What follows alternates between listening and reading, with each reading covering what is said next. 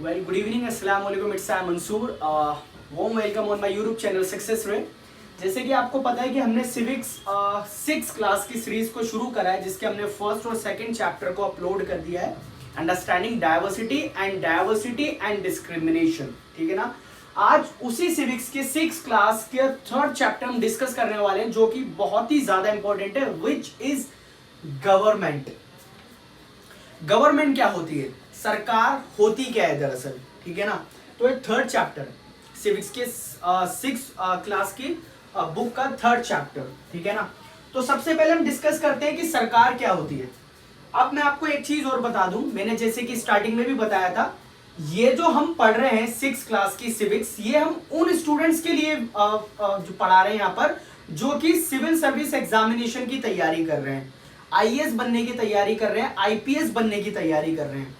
जो बच्चे जो 6 क्लास के अंदर ही हैं, ठीक है ना, जो अभी स्कूलिंग कर रहे हैं अपनी, शायद उन बच्चों को इतना सही तरीके से समझ में नहीं आए, फिर भी अगर उनको देखना है तो मुझे कोई दिक्कत नहीं, वो वीडियो को देख सकते हैं। ठीक है ना। तो हम बात कर रहे हैं गवर्नमेंट। अगर मैं आपसे पूछूं गवर्नमेंट क्या है, तो आप क्या बताओगे मुझे। जैसे कि पॉलिटिशियंस, या फिर गवर्नमेंट ऑफिसर, या फिर पब्लिक। अगर मैं आपसे पूछूं कि भाई गवर्नमेंट क्या होती है, तो आपके दिमाग में के 3 को जूम करके दिखाना, ठीक है ना, सही से। तो अगर मैं आपसे पूछूं कि गवर्नमेंट क्या होती है, तो आप क्या बताओगे मुझे। गवर्नमेंट पॉलिटिशियन होते हैं, या गवर्नमेंट ऑफिसर होते हैं, या पब्लिक होता है। मतलब गवर्नमेंट होता क्या है एक्चुअल में, आप मुझे बताएं। ठीक है ना।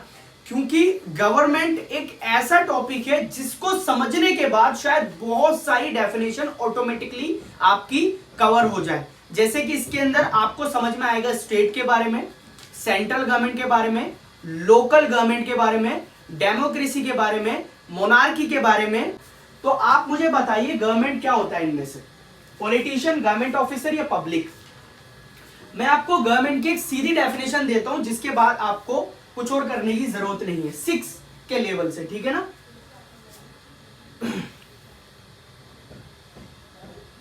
Government is a group of people. Government is a group of people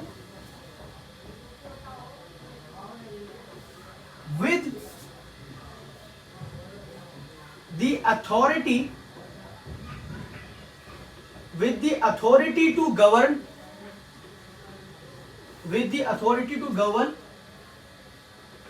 a country or a state। बस ये गवर्नमेंट की डेफिनेशन होती है, इसके अलावा आपको कुछ और पढ़ने की जरूरत नहीं है। अब इसके अंदर आपको 2 वर्ड समझना है, एक तो अथॉरिटी और दूसरा वर्ड है गवर्न। ठीक है ना। इसकी मीनिंग क्या है, गवर्नमेंट लोगों का एक ऐसा समूह है विद द अथॉरिटी आप ले लो यहां पर की पावर। ठीक है ना। मतलब जिसके पास शक्ति होती है टू गवर्न की मीनिंग यहां पर आप लो टू कंट्रोल और रूल। ठीक है। मतलब शासन करना या नियंत्रण रखना। मतलब सरकार एक ऐसे लोगों का ग्रुप है जिनके पास शक्ति होती है कंट्री को या स्टेट को कंट्रोल करने की या उस पर शासन करने की। इससे इजी डेफिनेशन तो नहीं हो सकती कुछ भी। ठीक है ना। सरकार आपको पता लग गई क्या है। Government is a group of people with the authority to govern a country और अ स्टेट। अब हमने कंट्री और स्टेट क्यों कहा, क्योंकि कंट्री की एक अलग गवर्नमेंट होती है जिसको सेंट्रल गवर्नमेंट कहा जाता है, और स्टेट जो है उसकी अलग सरकार होती है। ठीक है ना। स्टेट गवर्नमेंट कहलाती है। सेंट्रल गवर्नमेंट के अपने कुछ कार्य हैं और स्टेट गवर्नमेंट के अपने कुछ कार्य हैं, इन दोनों को आप एक साथ मर्ज करके नहीं समझ सकते। ठीक है। तो ये डेफिनेशन है गवर्नमेंट की, आप इसको नोट कर लें। ठीक है जी। अब मैं इसको इरेज करता हूं और अगला टॉपिक मैं आपको बताता हूं कि हम कौन सा टॉपिक डिस्कस करने वाले हैं। ठीक है।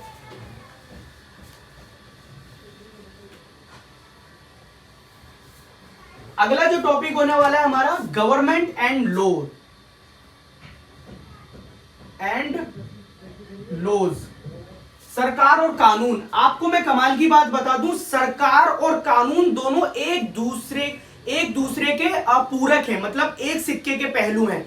अगर सरकार हुई और कानून नहीं हुआ तो सरकार का कोई फायदा नहीं, कोई वजूद नहीं, और अगर कानून हुआ और सरकार नहीं हुई तब भी उस सरकार का कोई फायदा नहीं, उस कानून का कोई फायदा नहीं। जैसे कि फॉर एग्जांपल मोनार्की तो आपने सुना ही होगा ना, मोनार्की जहां पर राजतंत्र चलता है, शक्ति तो वहां भी होती है, लेकिन क्या वहां सरकार होती है? नहीं, शक्ति राजा या रानी के अंदर निहित होती है, उनके अंदर, उनके पास होती है, सारे डिसीजन वो ही लेते हैं। लेकिन क्या आप उसको सरकार कहोगे?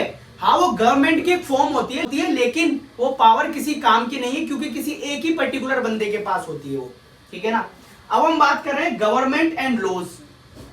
मैं आपको पॉइंट वाइज बताऊंगा इसके अंदर क्या है कि government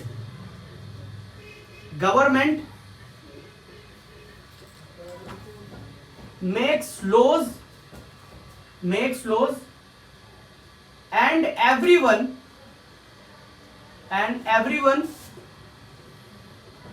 who lives in a country has to follow these।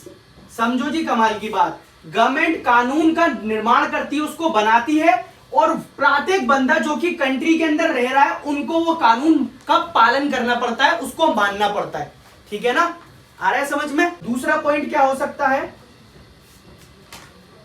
Government has power to make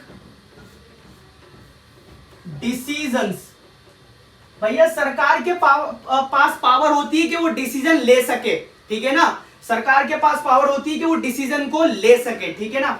उसके बाद तीसरा पॉइंट हमारा क्या होगा? It has power to enforce its decision. ये बहुत काम का पॉइंट है भैया।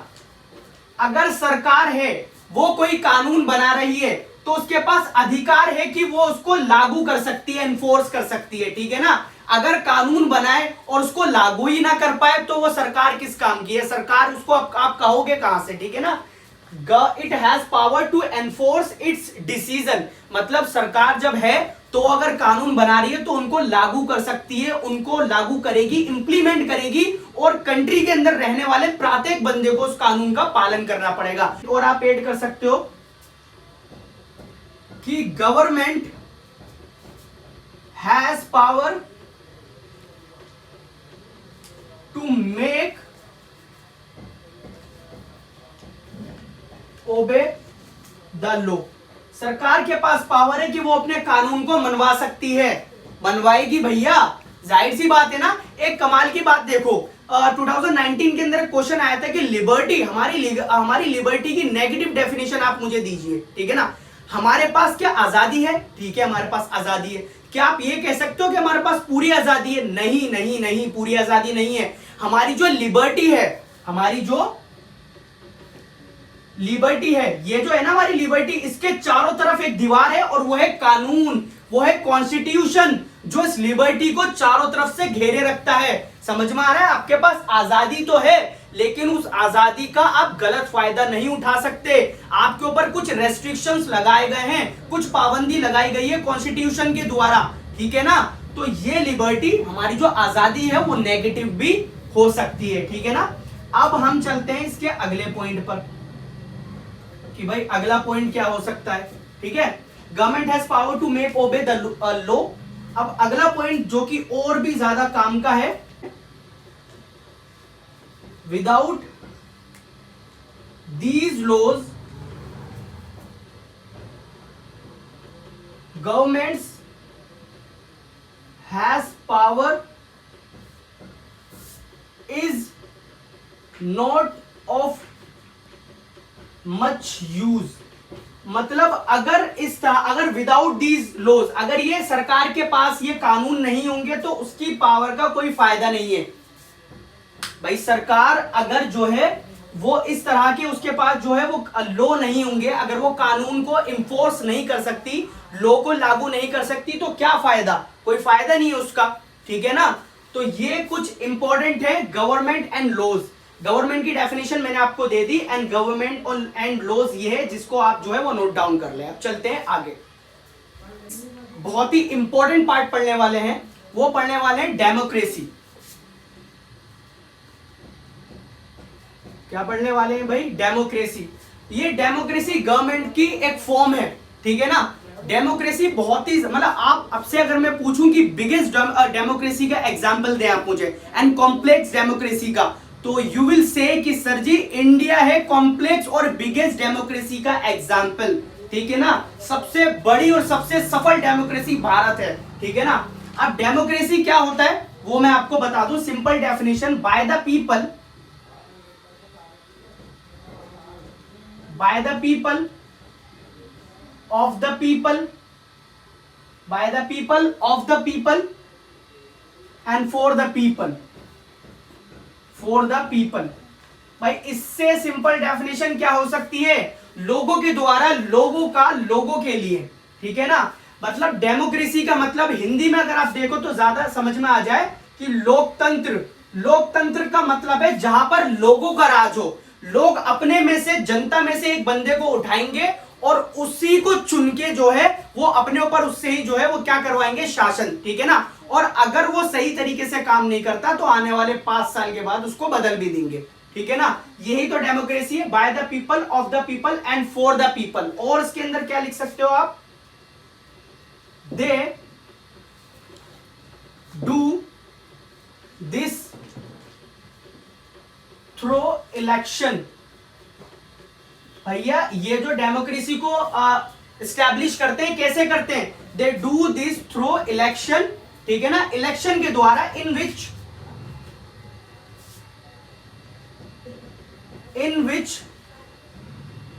दे वोट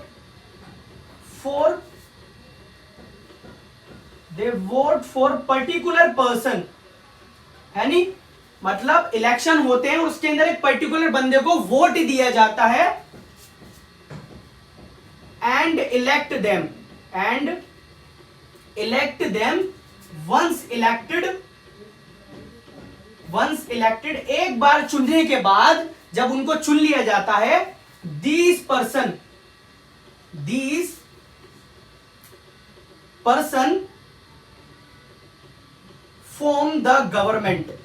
देखो जी कितनी जबरदस्त लाइन है। मतलब लोकतंत्र को, अगर डेमोक्रेसी को आपको समझना है तो बस इतना बहुत है आपके लिए। जैसे कि bye the people, of the people and for the people, they do this through the election in which they vote for a particular person and elect them, उनको चुनते हैं, वंस इलेक्टेड, चुनने के बाद, दीज पर्सन, और यही लोग सरकार का निर्माण करते हैं। सरकार का निर्माण मतलब यही लोग, हम किसको चुनते हैं? हमारी जो लोकसभा है उसके अंदर कितने हैं भैया? एमएलए कितने होते हैं? 545, जिसमें से 2 एंग्लो इंडियन होते हैं। ये बाद में बताऊंगा एंग्लो इंडियन, अगर कंफ्यूज हो रहे हो तो।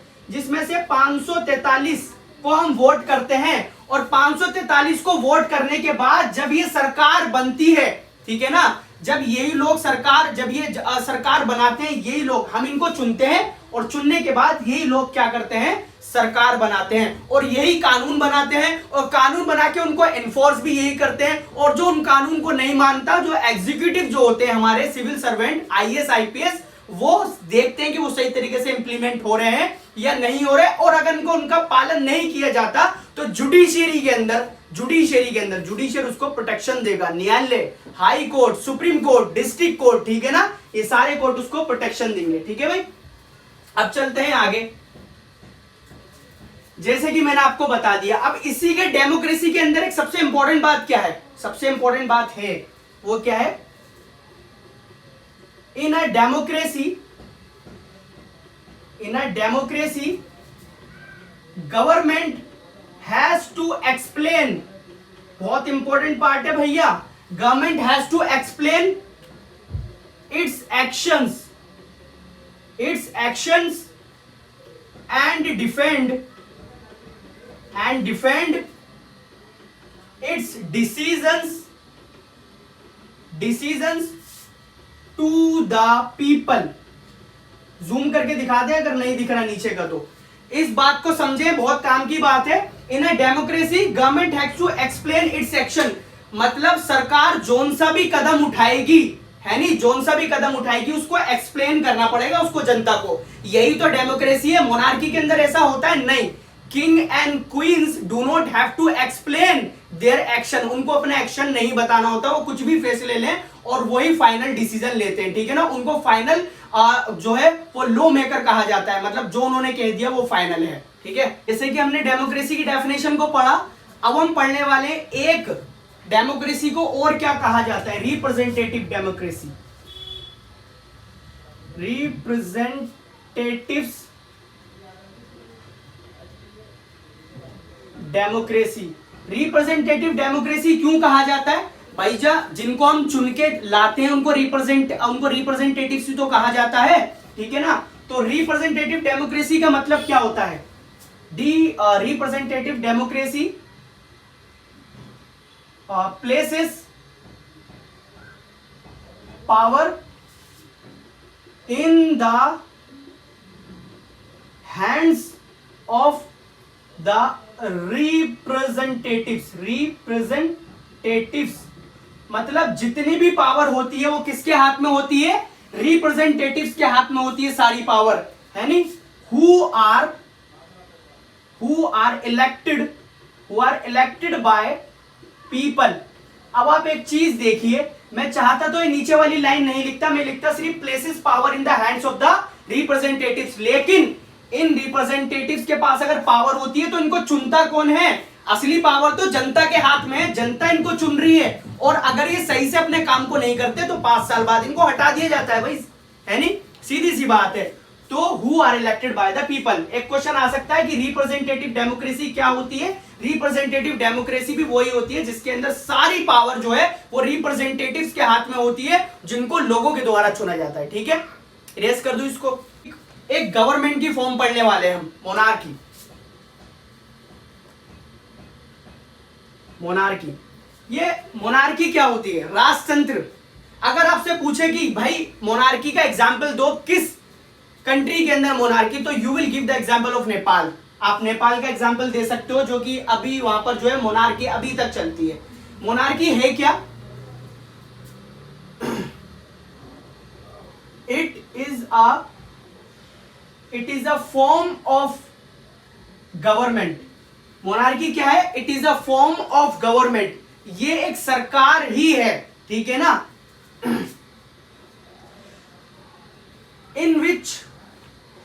in which kings and queens, क्या समझे बच्चा लोग? in which kings and queens has power to make decisions and run the government। देखो जी, कमाल की बात, मतलब मोनार्की एक ऐसी गवर्नमेंट है जिसके अंदर राजा और रानियों के पास पावर होती है सरकार कोई भी कानून बनाने की, और वही जो है वो सरकार को चलाते हैं, ठीक है भाई अभी से इतनी गर्मी, फैब के अंदर ही पसीना आना शुरू हो गया, है नहीं। मतलब मोनार्की आप समझ गए होंगे। ये पहला पॉइंट है, और भी मैं इसके अंदर लिख देता हूं, ये पहला पॉइंट है। दूसरा पॉइंट मैं आपको बताता हूं। मोनार्क राजा या रानी को ही कहा जाता है, ठीक है ना। Monarch has a small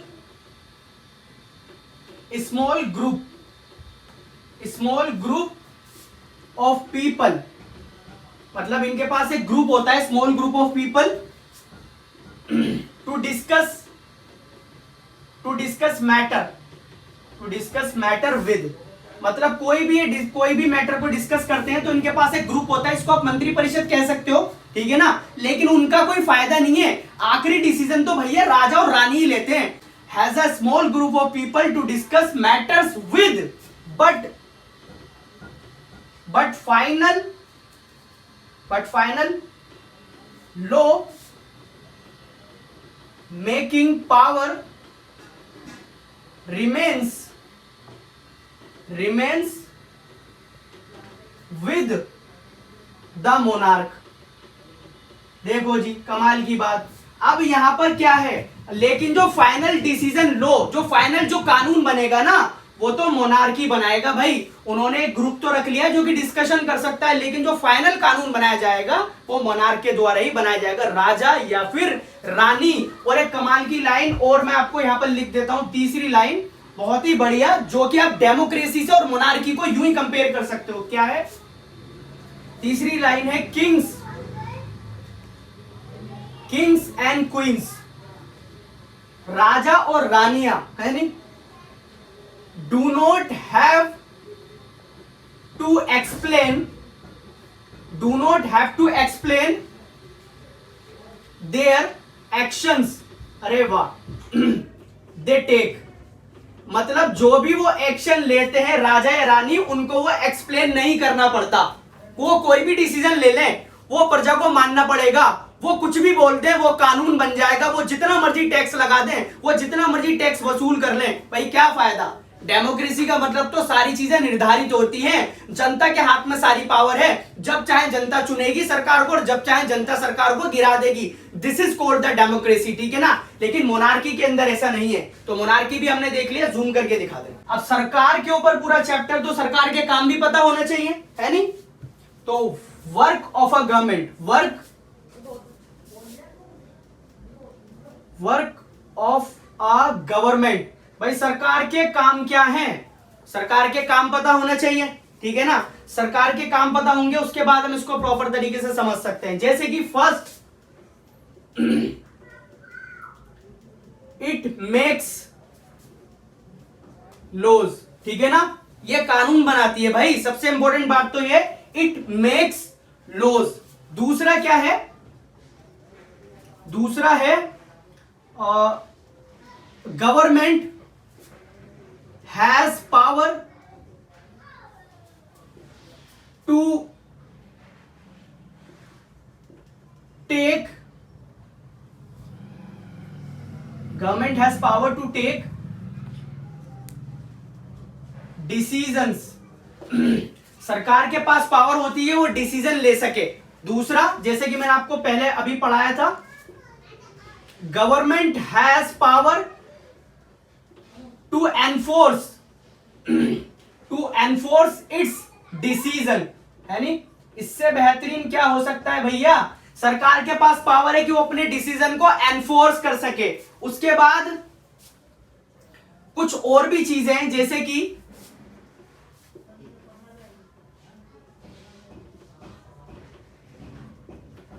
building roads, ठीक है, रोड्स क्या कहते हैं, रोड्स का निर्माण करना।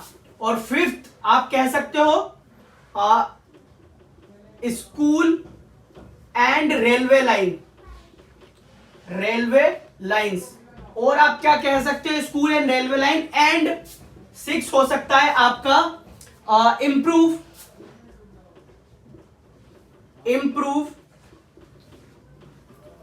पब्लिक हेल्थ केयर सिस्टम, भाई पब्लिक जो हेल्थ केयर सिस्टम है उसको इंप्रूव करना। और क्या हो सकता है, और हो सकता है आपका 7, improve the supply of drinking water, ठीक है ना, ड्रिंकिंग वाटर इंप्रूव करना, जो पानी की सप्लाई हो रही है उसको इंप्रूव करना। और क्या काम हो सकता है सरकार का, बहुत सारे काम है सरकार के, कितने बताएं, कम पड़ जाएगी जगह, चलो बता देते हैं। हेल्पिंग द नीडी पीपल, जो जरूरतमंद है उनकी मदद करना, ठीक है ना, पीपल। और अब जो 3 आने वाले हैं काम, वो ज्यादा इंपॉर्टेंट है। क्या, to protect the boundaries of the country, भैया कंट्री की बाउंड्रीज को सुरक्षित रखना, ये सरकार का काम ही है। जूम करके दिखाते, जूम आउट मत करें इसके अंदर, ठीक है ना, क्योंकि शायद दिख नहीं रहा होगा बच्चों को। To protect the boundaries of the country. और क्या हो सकता है, और 10वां हो सकता है आपका it maintains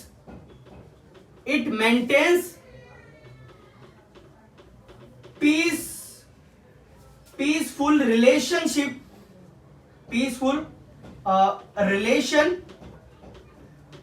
with other countries. भैया दूसरी कंट्री के साथ तो यही पीसफुल जो है वो रिलेशन बनाती है हमारी सरकार का काम होता है दूसरी कंट्री के साथ भी रिलेशन बनाना, ठीक है ना। तो ये कुछ 10 काम लिख दिए हैं, एक काम और है जो मैं आपको बता देता हूं। वैसे यहाँ जगह खत्म हो गई, इसको मैं इरेज कर दूंगा, जूम करके दिखा दे। ये सारे सरकार के काम है, ठीक है भाई। कर दू इरेज। चले एक काम और मैं बता देता हूं आपको, 11वां काम। जब कोई भी आपदा आ जाती है, कोई भी परेशानी, कोई बाढ़ कुछ भी आ जाए, जैसे कि ड्यूरिंग, 11वां पॉइंट है ये, during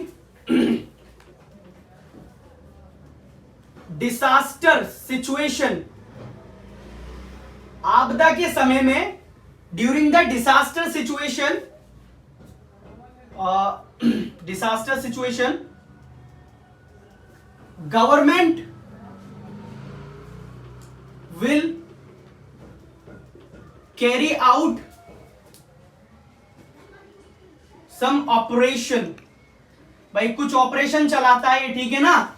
during the disaster situation government will carry out some operation, ठीक है ना, जिसके अंदर ये क्या करता है, operation to help affected people, जो उससे पीड़ित लोग हैं उनकी मदद करता है, ठीक है ना। सरकार, एक कमाल की बात और बता दूं मैं आपको, सरकार का खुद अपना कोई धर्म नहीं होता, ठीक है ना। तो ये सरकार के कुछ काम है जो मैंने आपको बता दिए, ठीक है ना। अब हम डिस्कस करेंगे कि किस किस लेवल की सरकार होती है, ठीक है ना। लेवल ऑफ गवर्नमेंट, तो level of government, national government, state government और लोकल गवर्नमेंट, ठीक है ना। फिर भी मैं लिख देता हूं, जूम करके दिखा दे। चले, इस चैप्टर के अंदर ज्यादा कुछ नहीं है, लेकिन ज्यादा जो कम भी है वो भी बहुत काम का है, ठीक है ना। तो अब मैं आपको बता देता हूं लेवल ऑफ गवर्नमेंट, ठीक है ना। लेवल ऑफ गवर्नमेंट, गवर्नमेंट के कौन कौन से लेवल होते हैं, पास से दिखा दें। पहला होता है नेशनल लेवल, ठीक है ना, नेशनल लेवल, जिसको सेंट्रल गवर्नमेंट कहा जाता है, ठीक है ना। इसको आप कैसे आप बोल सकते हो, it is the supreme, it is the supreme level of government, ठीक है ना, it is the supreme level of government. दूसरा पॉइंट आप क्या बोल सकते हो इसके अंदर, कि central government, central government of India, central government of India, central government of India operates from new Delhi. कहां से संचालित होती है सेंट्रल गवर्नमेंट, न्यू दिल्ली से, ठीक है ना। ये सुपीरियम लेवल है भैया, सुप्रीम लेवल है सरकार का, सबसे ऊंचा लेवल है, ठीक है ना, जिसको सेंट्रल गवर्नमेंट कहा जाता है। उसके बाद आपका आता है state government, state level, state level कह लो या स्टेट गवर्नमेंट बोल लो। ये क्या है, it will cover an entire states, ये पूरे स्टेट को कवर करता है, जैसे कि लाइक हरियाणा और असम, ठीक है, असम, ये पूरे स्टेट को कवर करता है। स्टेट के अंदर होने वाले सारे डिसीजन ये लेता है, जिसका जो प्रमुख होता है वो मुख्यमंत्री, ठीक है ना। यहां पर प्रधानमंत्री, इसका मुख्य प्रधानमंत्री, इसका मुख्य जो है वो आपका मुख्यमंत्री, ऊपर वाला प्रधानमंत्री। उसके बाद आता है हमारा लोकल लेवल, जिसको लोकल गवर्नमेंट आप कह सकते हो। इसके अंदर क्या होता है, government in village, in town और इन लोकेलिटी, ठीक है। सरकार कहां पर, विलेज में होगी, टाउन में होगी या लोकेलिटी के अंदर होगी। तो ये लेवल ऑफ गवर्नमेंट हो गए। लेवल ऑफ गवर्नमेंट के अंदर नेशनल लेवल, स्टेट लेवल और लोकल लेवल, ठीक है ना। तो ये था हमारा गवर्नमेंट के फॉर्म, ठीक है। इसको जूम करके दिखा दे बिल्कुल पास से, दिख रहा है। चले इरेज करता हूं भाई इसको। अब हम बात करते हैं अपने लास्ट टॉपिक की, जो हमारा टॉपिक है यूनिवर्सल फ्रेंचाइज, ठीक है ना। इसको यूनिवर्सल क्या कहते हैं, दो नाम से पुकारते हैं, universal, universal suffrage, universal suffrage या फ्रेंचाइज। अब आप बोलोगे भैया कौन सी फ्रेंचाइज और कौन सा यूनिवर्सल सफरेज आ गया, ये है नहीं। तो मैं आपको बता दूं, एक लाइन के अंदर इसकी डेफिनेशन कवर है। इसका मतलब है दिस मीन्स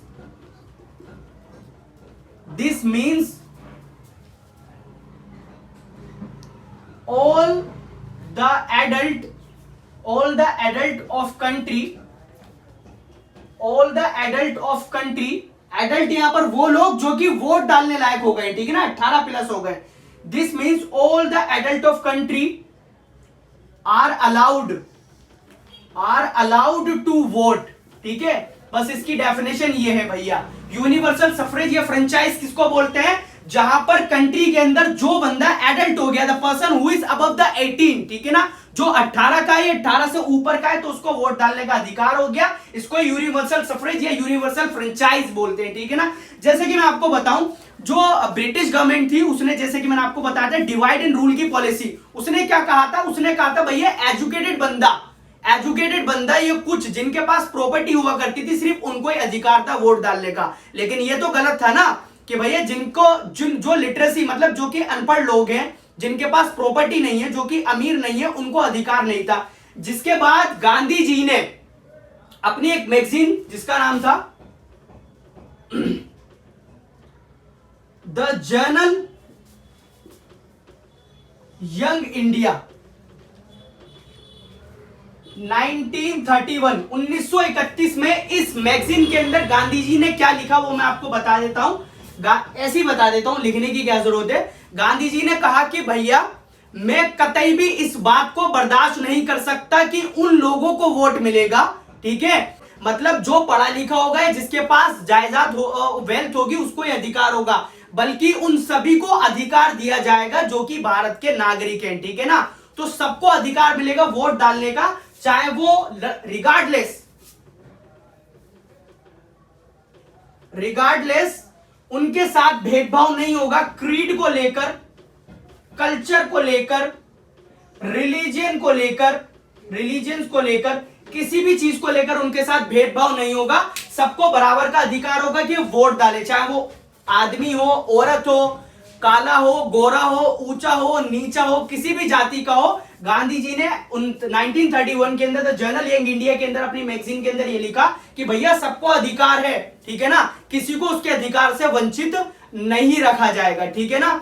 तो ये था हमारा चैप्टर द गवर्नमेंट, जिसके अंदर हमने सारी चीजों को डिस्कस कर लिया। आई होप कि ये चैप्टर आपके समझ में आ गया होगा। आई होप कि आपको वीडियो अच्छी लगी होगी, और वीडियो अच्छी लगी तो प्लीज लाइक कर दें, शेयर कर दें, और चैनल पर नए तो प्लीज बेल आइकन को बजा दें ताकि आने वाली वीडियो आपको टाइम पे मिल सके। Thanks for watching the video.